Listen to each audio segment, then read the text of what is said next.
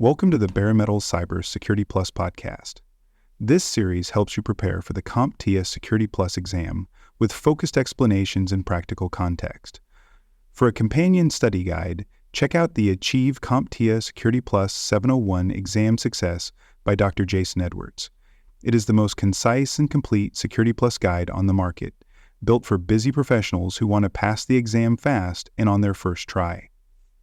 You can find this book and others at cyberauthor.me. In our last episode, we explored the two primary methods used to analyze cybersecurity risks, qualitative and quantitative analysis. Today, we are continuing that journey by examining two specific components that show up in both approaches, probability and impact. Together, they determine how serious a risk is, how often it is likely to occur, and what effect it could have on the organization. These two dimensions shape how we rank and respond to threats. You will see them used in everything from simple risk matrices to detailed financial assessments. Let's begin with probability. Also referred to as likelihood, probability refers to how likely it is that a particular risk will occur. In qualitative analysis, probability is often expressed in simple terms like low, medium, or high. In quantitative analysis, probability is usually assigned as a percentage or a decimal between 0 and 1. For example, a risk that is expected to occur once every 10 years would have a probability of 0.1. Determining probability is both an art and a science. It involves analyzing historical data, evaluating threat intelligence, considering system exposure, and consulting with subject matter experts. In many cases, organizations rely on past incident records, external benchmarking, or predictive models to determine how frequently specific types of events have occurred and how likely they are to occur again under current conditions. Let's consider a real-world example. A credit card processing company reviews the number of phishing attempts reported by employees over the past 2 years. They find that on average, 10% of staff receive at least one phishing email per month. Based on this, the company determines that the probability of phishing reaching an inbox is high, and the likelihood of a user clicking on a malicious link is medium. These values help the organization prioritize employee awareness training and email filtering tools as primary controls. Probability assessment is also useful in project planning and third-party risk management. If a vendor has a history of outages or data leaks, that historical pattern increases the estimated likelihood of disruption in your own operations. Probability is not just about guessing, it is about recognizing patterns, understanding dependencies, and adjusting assumptions based on real-world inputs. Next, let's turn to exposure factor and impact. The exposure factor represents how much of an asset's value would be lost if a specific threat occurred. It is usually expressed as a percentage.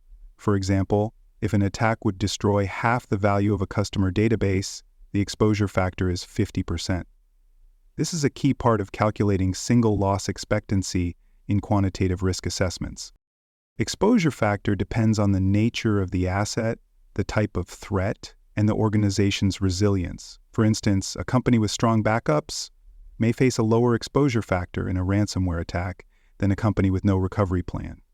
Similarly, a power outage might have a high exposure factor for a manufacturing plant, but a much lower one for a marketing agency that can work remotely.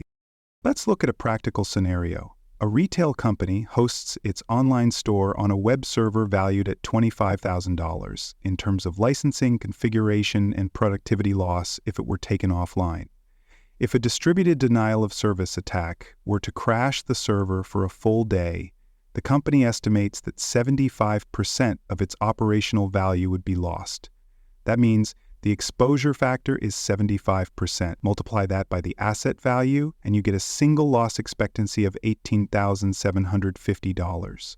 This becomes the basis for determining whether investments in load balancing or mitigation services are justified. Beyond the exposure factor, we must also consider the broader concept of impact. Impact is the overall consequence of a risk being realized. This includes not only direct financial loss, but also legal exposure, regulatory fines, loss of customer trust, damage to brand reputation, and interruption of critical services. Some of these can be measured in dollars, while others require qualitative judgment.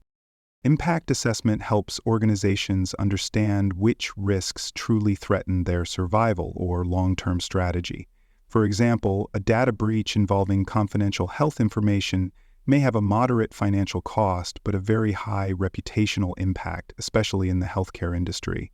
Similarly, a loss of control system in a manufacturing environment may lead to physical safety issues, which escalate the impact rating dramatically.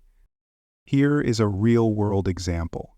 A global logistics company experiences a service outage during peak holiday shipping. While the outage only lasts a few hours, the business impact is enormous.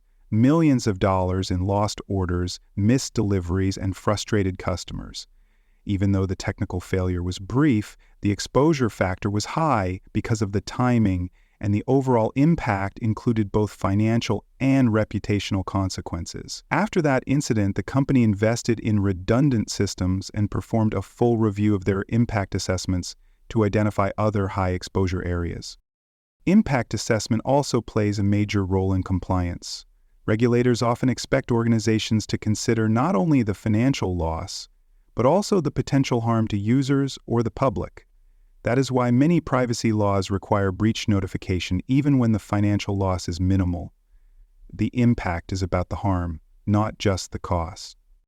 The key takeaway is this: both probability and impact must be evaluated to understand the seriousness of a risk. A high probability, low impact risk may be acceptable. A low probability, high impact risk, such as a rare but devastating data breach, may require significant mitigation even if it is unlikely to occur.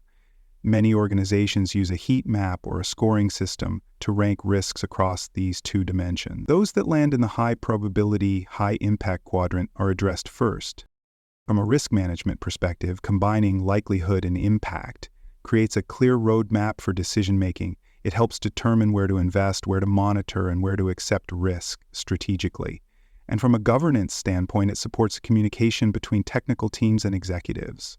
Business leaders may not understand encryption algorithms or firewall rules, but they understand probability, exposure, and impact when expressed in clear, relatable terms. As you prepare for the Security Plus exam, be sure you can define these terms clearly and apply them to simple scenarios. You may be asked to calculate single loss expectancy using asset value and exposure factor. You might be given a risk description and asked to rank its impact or likelihood. Or you may need to explain the difference between exposure and probability in a multiple-choice question. Here is a helpful tip. When you see a question that includes terms like percentage loss, asset value, or how much damage, you are dealing with exposure factor or impact. If the question describes how often an event could happen or mentions likelihood, you are working with probability. Recognizing these keywords will help you sort through the question quickly and pick the correct answer with confidence. Thanks for joining us for this episode of the Bare Metal Cyber Security Plus podcast. For more episodes, tools, and study support, visit us at baremetalcyber.com. And before you take the test, make sure to check out the practice questions in the book Achieve CompTIA Security Plus SY0-701 Exam Success by Dr. Jason Edwards. They cover every domain and are a powerful way to lock in your knowledge.